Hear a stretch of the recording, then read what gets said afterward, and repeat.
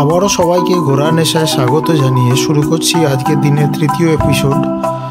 Bandel church দেখে আমরা দুই বন্ধু এগিয়ে চললাম হংসেশ্বরী মন্দিরের উদ্দেশ্যে। মন্দিরটি ব্যান্ডেল চার্চ থেকে 6 কিলোমিটার দূরে অবস্থিত। চুচুড়া বাঁশবেড়িয়া রোড ধরেই এগিয়ে চলতে হবে।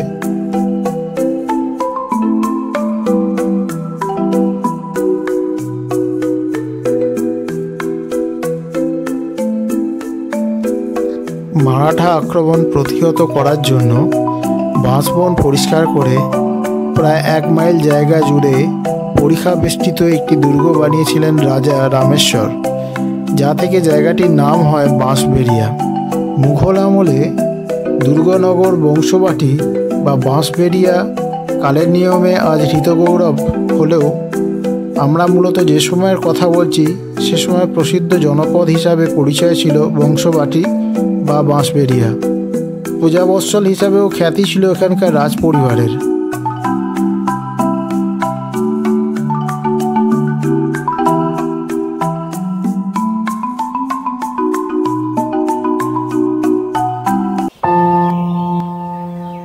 গাড়ি নিয়ে এসে দাঁড়ালাম রাজবাড়ির গেটের সামনে, যেটি প্রায় ভগ্নপ্রায় অবস্থায় রয়েছে। এখানে প্রবেশ নিষেধ সাধারণের। বেশ কিছুটা দূরে রয়েছে রাজবাড়ি, যেটিও প্রায় ভগ্নপ্রায় অবস্থাতেই রয়েছে। এর পাশেই কিছু মানুষ পুজোর ডালা নিয়ে বসেছেন। যারা পুজো দিতে চান তারা এখান থেকে প্রসাদ কিনতে পারেন।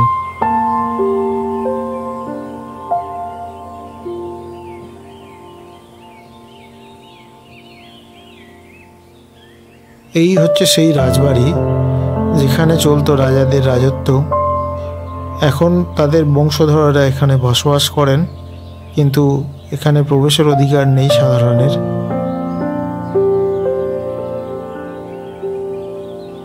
যাই হোক, এইবার চললাম মূল মন্দিরের।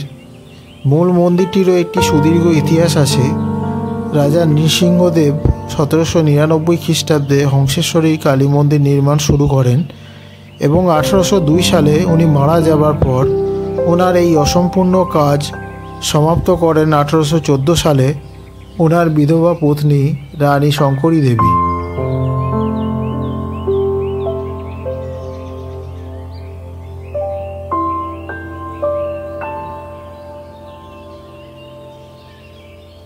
এই মন্দিরে কিছু নিয়মাবলী আছে, যেমন এই মন্দিরে বিবাহ কঠোরভাবে নিষিদ্ধ, এমনকি মন্দির সীমানার মধ্যে শাঁখা সিঁদুর পরানো কঠোরভাবে নিষিদ্ধ। এই মন্দিরে 13টি মিনার বা রত্ন আছে, প্রতিটি পুষ্পটিত পদ্মের ন্যায় নির্মিত। মন্দিরের গর্ভগৃহের উচ্চতা 70 ফুট।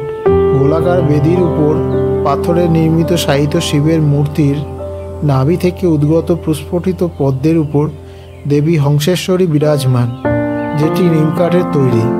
এখানে দেবী নীল বর্ণা, ত্রিনয়নী, চতুর্ভুজা, খড়গধারিণী ও নরমুণ্ড ধারিণী। মাতা হংসেশ্বরী দেবীর মন্দিরে নিত্য পূজাপাঠের ব্যবস্থা আছে। প্রতিদিন মাকে ভোগ নিবেদন করা হয়। দ্বীপ্রহরে এখানে ভোগের ব্যবস্থাও আছে। আগে থেকে কুপন সংগ্রহ করতে হয়। দ্বীপ্রহরে গর্ভগৃহ বন্ধ থাকে, সেই কারণে তখন মাতৃবিগ্রহ দেখা যায় না। যদিও মূল মন্দিরে প্রবেশে কোনো বাধা নেই। বেলা 2:30টায় পুনরায় গর্ভগৃহ খুলে দেওয়া হয়। তখন মাতৃপ্রতিমা দর্শন করা যায় এবং মায়ের কাছে পুজো নিবেদনও করা যায়।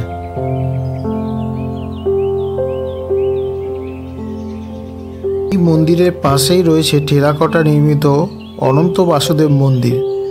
দুটি মন্দিরই ভারতীয় পুরাতত্ত্ব বিভাগ দ্বারা সংরক্ষিত।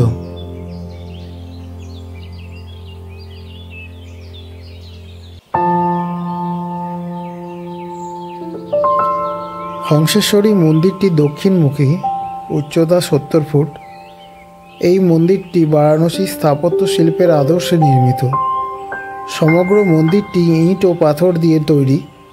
মন্দিরের চারিদিকে বারান্দা এবং মন্দিরের সামনে খোলা বাঁধানো প্রশস্ত চত্বর। চূড়াগুলি পদ্ম কোরাকৃতির। গঠন প্রণালীতেও যৌগিক ষটচক্রভেদের রহস্য প্রকাশিত হয়েছে। মানবদেহের ষটচক্রভেদে ইরা, পিঙ্গলা, বজ্রাক্ষ, সুষুম্না ও চিত্রিণী নামে যে 5টি নাড়ি আছে সেইরূপ এই মন্দিরে উহাদের প্রতীক 5টি তলা এবং হংসেশ্বরী স্বয়ং কুলকুণ্ডলিনী রূপে অবস্থিতা।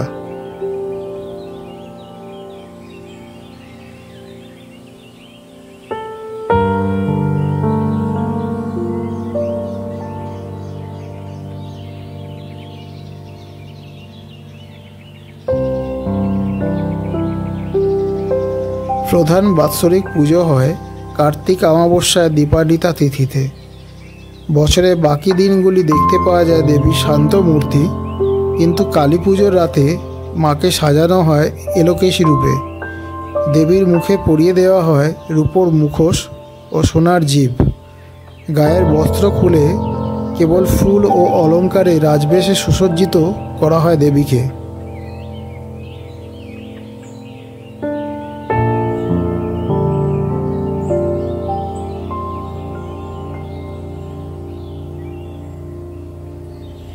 পাশের অনন্ত বাসুদেব মন্দিরের প্রবেশ বন্ধ করে দেওয়া হয়েছে বর্তমানে, যেটি একটি বাঁকুড়ার টেরাকোটা মন্দিরের অনুরূপ। পোড়ামাটির কাজে তৎকালীন সামাজিক জীবন, যুদ্ধের দৃশ্য, নৌকায় সিপাহী, কৃষ্ণের জীবনী, দেবদেবীর প্রতি ধর্মবিশ্বাস, সন্ন্যাসী, ভিক্ষুক, রাম রাবণের যুদ্ধ ইত্যাদি বিভিন্ন দৃশ্য দেখানো হয়েছে। আমি পূর্বে যখন এসেছিলাম তখন এই মন্দিরের ভিতর প্রবেশ করতে দিত, বর্তমানে ব্যারিকেড করে দেওয়া হয়েছে। কারণস্বরূপ জানতে পারলাম কিছু টিকটকার মন্দিরে উঠে রিল বানানোর চক্করে মন্দিরের দেওয়ালে পা তুলে দেন। তারা আমাদের সভ্যতা সংস্কৃতির কথা তোয়াক্কা না করেই এই প্রাচীন টেরাকোটা মূর্তিগুলির অবমাননা করছেন এবং ধ্বংস সাধন করছেন। যারা এইসব করছেন তাদের কাছে আমার বিনীত অনুরোধ, দেশের স্থাপত্য শিল্প ও নিদর্শনগুলির সম্মান করুন। কিছু পপুলারিটি পাওয়ার জন্য নিজের সভ্যতা সংস্কৃতির অবমাননা করবেন না। এর পরবর্তী গন্তব্য সাধক রামপ্রসাদের ভিটে। ভিডিওটি যদি ভালো লাগে লাইক সাবস্ক্রাইব করে পাশে থাকুন।